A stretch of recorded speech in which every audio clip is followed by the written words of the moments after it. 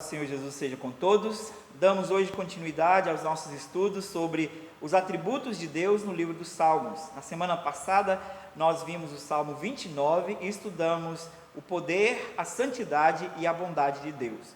Hoje eu quero convidá-los a abrirem o Salmo 113 e nós vamos ver mais dois atributos, duas características do nosso Deus, especialmente relacionados ao seu relacionamento com a criação como Criador. E deste modo nós vamos então compreender melhor o ser de Deus em relação às suas criaturas, com o objetivo de que nós tenhamos a postura correta diante de Deus, o nosso Criador. Leiamos o Salmo 113, que diz assim: Aleluia! Louvai, servos do Senhor, louvai o nome do Senhor. Bendito seja o nome do Senhor agora e para sempre, do nascimento do sol até o ocaso, louvado seja o nome do Senhor. Excelso é o Senhor acima de todas as nações e a sua glória acima dos céus. Quem há semelhante ao Senhor nosso Deus, cujo trono está nas alturas, que se inclina para ver o que se passa no céu e sobre a terra? Ele ergue do pó o desvalido e do monturo o necessitado, para o assentar ao lado dos príncipes, sim, com os príncipes do seu povo. Faz que a mulher estéril viva em família e seja alegre mãe de filhos. Aleluia. Vamos orar ao nosso Deus? Senhor nosso Deus bendito, diante da sua palavra e da presença santa do Senhor, nós rogamos a tua graça, a tua bênção, a iluminação do teu Santo Espírito, para que possamos compreender e aplicar a tua palavra às nossas vidas, de modo que nós possamos obedecer ao Senhor, como o Senhor requer de nós, como teu povo. Rogamos em nome de Jesus, para a sua glória, ó Deus. Amém. Irmãos, o livro dos Salmos, ele é uma coletânea da fé cantada do povo da aliança. Esta fé era cantada especialmente ao observar o ser e as obras de Deus. E neste salmo que nós vamos estudar hoje, nós vimos claramente isso, as duas coisas: o ser de Deus sendo exaltado, especialmente pelas suas obras, pela sua manifestação diante da sua criação. Neste salmo, então, nós vamos ver duas características muito importantes para a compreensão da relação de Deus com a sua criação, com os seres criados. É muito importante entendermos como Deus se relaciona com a criação que Ele fez, para que nós tenhamos uma visão correta do nosso Deus. Nosso objetivo hoje, então, é analisar essas duas características, contrapondo com duas correntes filosóficas, duas correntes teológicas que são contrárias ao ensino das Escrituras, e também observando se de algum modo nós esposamos, nós guardamos alguma característica, alguma vertente dessas correntes filosóficas em nossa fé, em nosso modo de crer a respeito do ser de Deus e da sua relação com a criação. Por isso eu chamo agora você a olharmos para o texto bíblico para analisarmos essas duas características do ser de Deus: a transcendência e a imanência do nosso Deus. Talvez sejam palavras estranhas a alguns, mas são palavras que podem ser entendidas, compreendidas de um modo mais simples, para que nós possamos ter uma postura correta diante do nosso Deus. O objetivo, então, é que ao compreendermos melhor o caráter do nosso Deus, o ser do nosso Deus, nós nos coloquemos no devido lugar como criaturas, como seres criados. Olhemos então para o texto. O texto pode ser dividido em três partes. A primeira indo do versículo 1 ao versículo 4, e nessa primeira parte do Salmo, nós podemos observar o salmista convidando ou chamando o povo de Deus a adorá-lo, e então destacando a sua grandeza, a sua sublimidade, a sua soberania, e mostrando-o assentado nas alturas, de um certo modo, distante da sua criação, diferente da sua criação. A segunda parte, do verso 6 ao verso 7, da segunda parte do verso 6 ao verso 9, aliás, mostra Deus já se relacionando de um modo íntimo, pessoal com a sua criação. e a terceira parte está no meio, e é o versículo 5, e este versículo é chave para a compreensão deste salmo.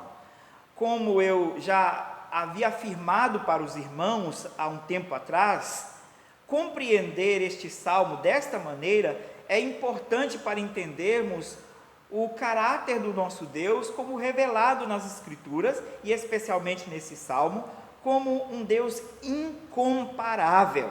Não há com que comparar o nosso Deus. E este salmo poderia ser muito bem lido a partir do versículo 5, de trás para frente e de frente para trás. Se você pegar do versículo 5 e voltar lendo os versículos 4, 3, 2, 1, você pode afirmar sim, o nosso Deus é incomparável nestes termos. Se você pegar do versículo 5 e ler os versos 6, 7, 8 e 9, você vai do mesmo modo poder afirmar, sim, o nosso Deus também é incomparável nesses termos. Vejamos então o que o salmista nos ensina a partir deste salmo. Comecemos pelo verso 5.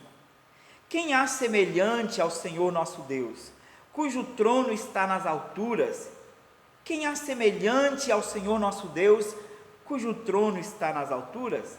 De fato, o salmo pretende mostrar a incomparabilidade do nosso Deus em relação a qualquer outra visão de Deus que se possa ter e em relação a tudo o que foi criado. E assim nós podemos então ir para a primeira parte do salmo e olharmos para a primeira característica, a transcendência de Deus, em contraste com a primeira corrente filosófica. Vamos começar expondo então que corrente filosófica teológica é esta da qual estou falando. A primeira corrente é o deísmo, com D. O deísmo, uma corrente filosófica que surgiu no século XVIII, surgiu com o objetivo de, talvez, uma intenção boa até, de mostrar o distanciamento, a diferença que existe entre o Deus Criador e as coisas criadas. E há certas coisas nessa corrente que são de acordo com a verdade. A primeira coisa é que Deus é completamente diferente da sua criação, e isso é verdadeiro.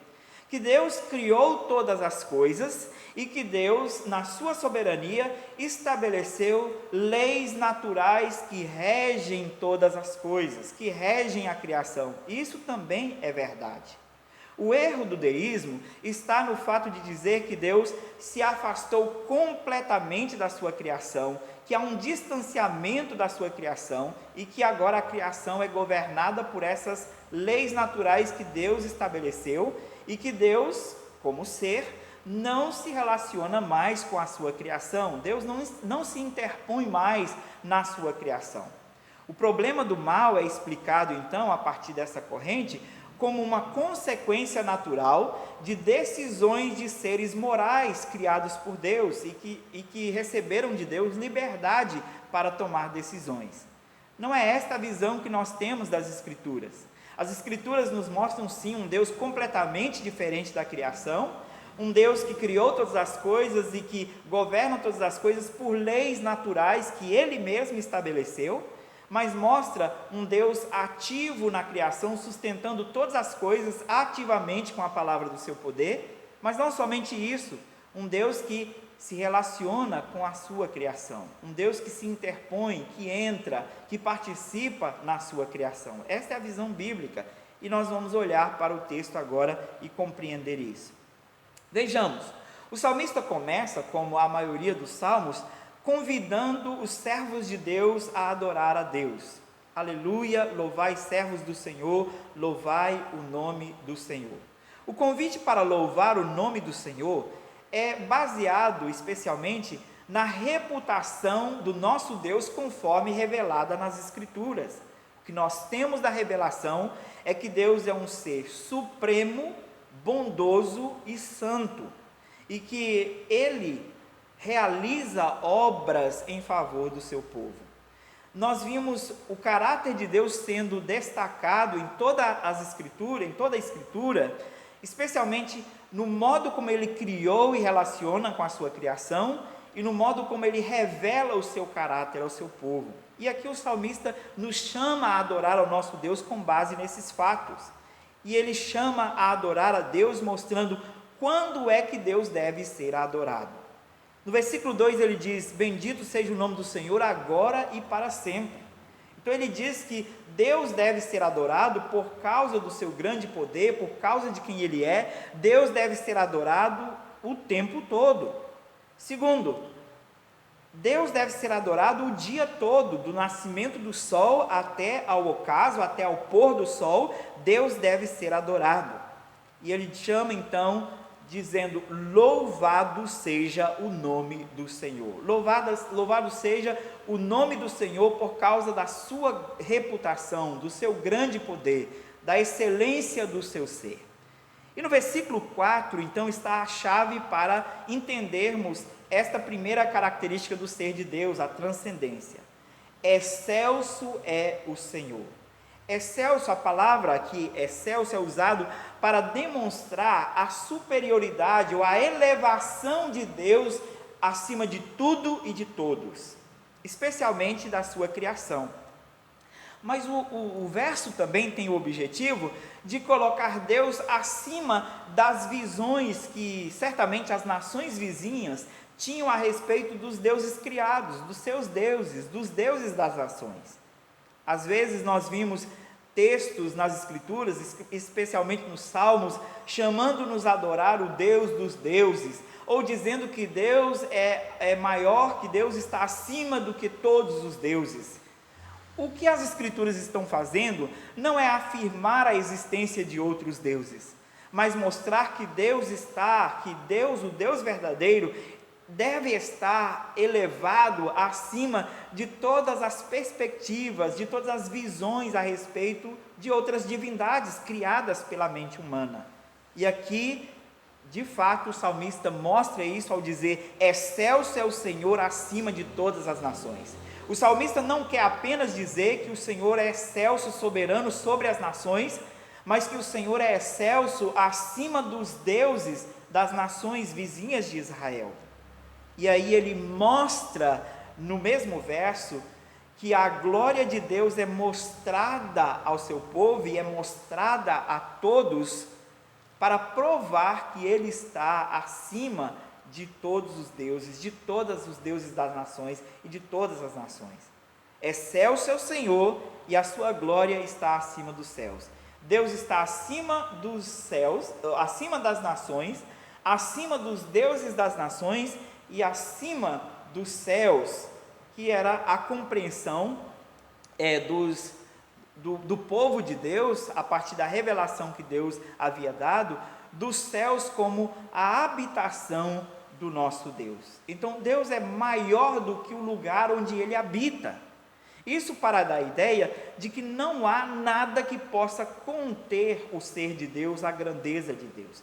Deus é grande, soberano, incomparável. Deus não pode ser colocado dentro do espaço ou do tempo. Deus não pode ser limitado a essas concepções que são próprias nossas como criaturas. Ele é excelso acima de tudo e de todos. Deste modo, o salmista está mostrando então que há um distanciamento, uma distinção clara entre Deus e a sua criação. Deus, como Criador, está completamente separado da sua criação em alguns aspectos. Em primeiro, na sua existência. A existência de Deus é diferente da existência das suas criaturas. Deus é eterno. Deus não foi criado. Não há um momento na história quando Deus começou a existir. E não há um momento na história quando Ele deixará de existir.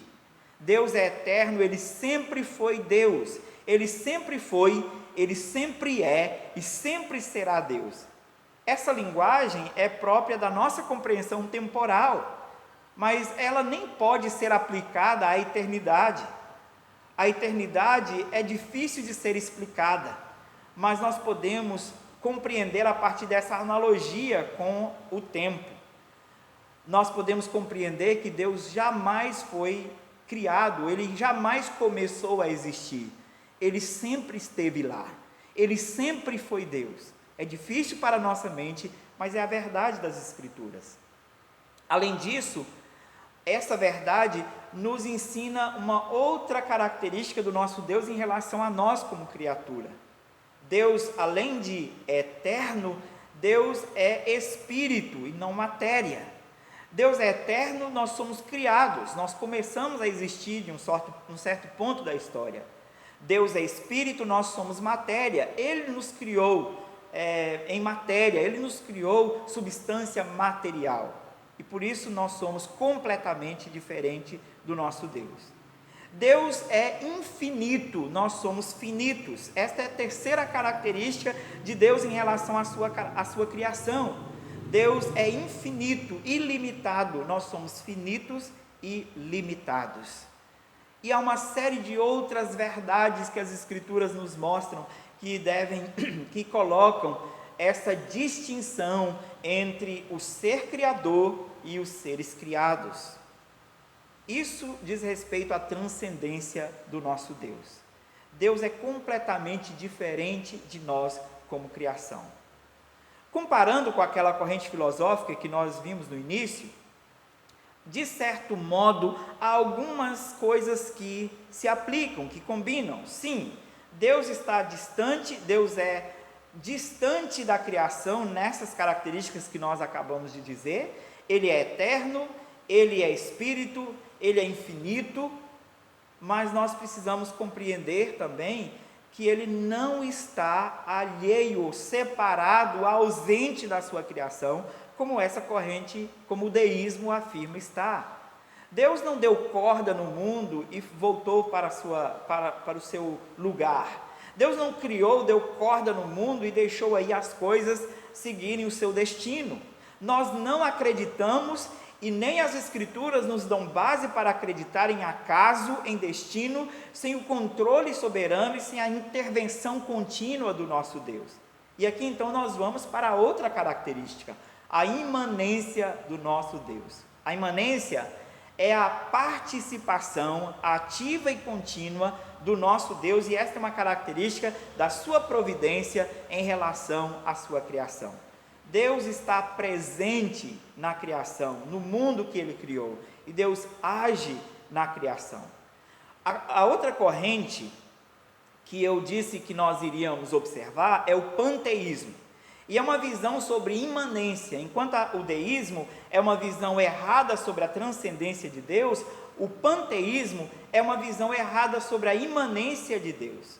O panteísmo acredita que Deus não somente está presente na criação, mas que Ele é a própria criação, que toda a criação é Deus, tudo é Deus. Por isso nós seríamos então apenas partes do Deus Criador, apenas parte da essência do Deus Criador. Mas isso não está de acordo com as Escrituras também. As Escrituras mostram características de Deus que são incomunicáveis a nós, os atributos incomunicáveis de Deus, ou seja, aqueles atributos que a criação não pode ter, aqueles atributos que a criação não pode compartilhar com o Criador, são somente dele, são características exclusivas dele como ser criador. Por isso, essa corrente, o panteísmo, que é muito presente nas culturas animistas, aquelas culturas que acreditam que os espíritos governam a natureza, ou que a natureza é na verdade uma natureza regida por espíritos, a própria natureza é espiritual, e assim leva à idolatria, porque adoram a natureza. O panteísmo, ele é danoso, ele é completamente contrário ao ensino das Escrituras, porque as Escrituras ensinam sim o envolvimento de Deus, a participação de Deus, a intervenção de Deus na criação, mas Deus mantendo-se diferente da criação, Deus como soberano, excelso, e a criação no seu lugar, submissa ao Deus Criador. E aqui nós vimos isso no texto. Bem, ainda no versículo 6, quando o salmista fala que Deus se inclina para ver o que se passa no céu, neste ponto, é um ponto de transição, ainda mostra a transcendência de Deus, que Deus é tão grande, tão superior, tão elevado em relação às coisas criadas, que ele se inclina para ver o que se passa, inclusive no lugar da sua habitação. Mas aí o texto continua e mostra que ele também se inclina para ver o que se passa na terra. Ele se inclina para ver o que se passa na terra. Bem, aqui nós vimos então que o texto vai fazer-nos ter uma visão correta do ser de Deus, tanto para não cairmos no deísmo, nem no panteísmo, porque ele mostra Deus se inclinando para ver o que se passa na terra, ou Deus se envolvendo com a criação, mas ele ainda mantém Deus assentado no trono, soberano sobre a criação, ausente ou separado da criação em certo sentido, não ausente, separado da criação. Ele está acima da criação, mas ele se envolve com a criação.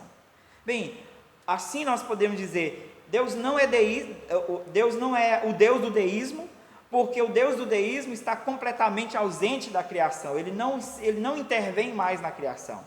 E as Escrituras e este Salmo nos mostra um Deus que intervém, um Deus que interpõe nos processos, na vida, na história da criação. Também não é o Deus do panteísmo, porque no panteísmo tudo é Deus, não há como separar Deus, e aqui nós vimos Deus soberano, assentado, ainda que se inclinando para ver o que se passa na terra, ele permanece no seu lugar. Então, nenhuma das visões, nem do panteísmo, nem do deísmo, se encaixa na descrição das Escrituras. As Escrituras nos mostram, então, uma visão correta de quem é Deus. As Escrituras nos mostram um Deus soberano, assentado acima da criação, mas ao mesmo tempo intervindo na sua criação. Vejamos o que diz. Ele se inclina para ver o que se passa sobre a terra. Ergue do pó o desvalido e do monturo o necessitado, para assentar ao lado dos príncipes, sim, com os príncipes do seu povo. Eu gosto de imaginar, ainda que nós tenhamos que ter o cuidado de trazer a nossa imaginação para dentro do texto bíblico, mas nesse caso, com todo o cuidado, eu gosto de imaginar que o salmista esteja aqui talvez com José em mente. Aquele jovem que foi lançado numa cova pelos seus irmãos, que foi vendido como escravo, que foi tratado como um desvalido, que foi lançado ao monturo e que se tornou um necessitado e que, comprado pelo Egito, tornou-se escravo do Egito, mas que depois Deus o faz assentar entre os príncipes do Egito, mas principalmente Deus coloca José e os seus descendentes em posição de destaque entre os príncipes de Israel. E aqui, claramente neste exemplo de José, nós vimos como Deus age para interferir ou para mudar, para transformar a situação dentro da criação. Um Deus que intervém. José mesmo diz, quando ele encontra com seus irmãos, o mal que vocês intentaram contra mim, Deus intentou para o meu bem, Deus o transformou em bem. Então ali nós vimos um Deus ativo na criação, agindo em favor dos seus servos. Um Deus que faz aquele que está desprezado ser colocado em lugar, em posição de destaque. O verso 9, da mesma forma que eu gosto de imaginar que talvez José estivesse na mente do salmista quando ele escreve o verso 8, o verso 7 e 8, eu gosto de imaginar que talvez ele tenha aqui Sara e Ana em mente quando ele escreve o verso 9. Faz com que a mulher estéril viva em família e seja alegre mãe de filhos, mostrando o grande poder de Deus ao dar a Sara, a Ana, o privilégio, a graça de ser mãe de filhos.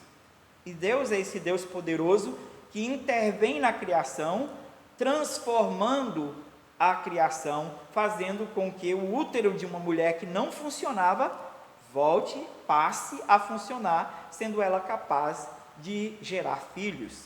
Aqui nós vimos uma intervenção do Criador na criação, uma intervenção direta, imediata, sem meios do Criador na sua criação.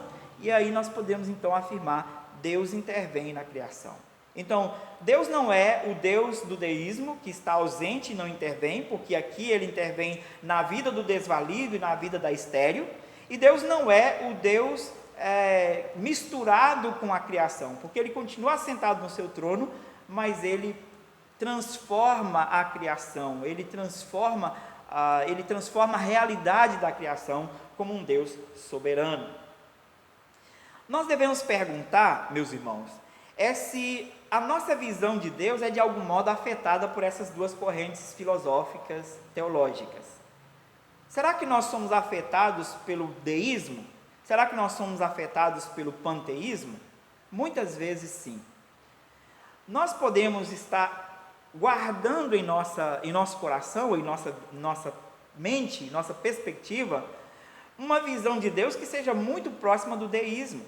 Quando nós, de certo modo, agimos com falta de fé e cremos que Deus, ainda que Ele seja poderoso e bondoso, que Ele não intervirá em nossas situações, em nossos dramas.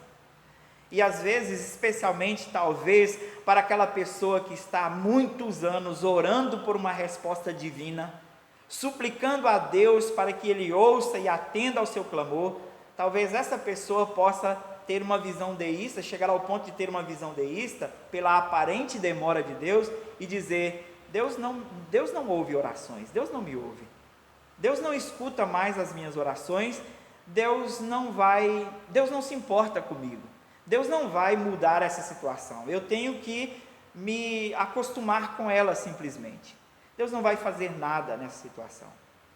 Sim, de fato, Deus pode não fazer nada para mudar a sua situação, mas uma coisa você pode ter certeza: Deus não está alheio à sua situação.